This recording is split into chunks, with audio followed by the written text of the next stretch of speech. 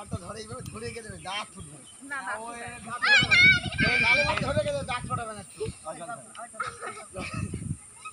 হাঁপিয়ে যাচ্ছে বল তাহলে অত দৌড়ালে কি হবে বল শুয়ে পড়েছে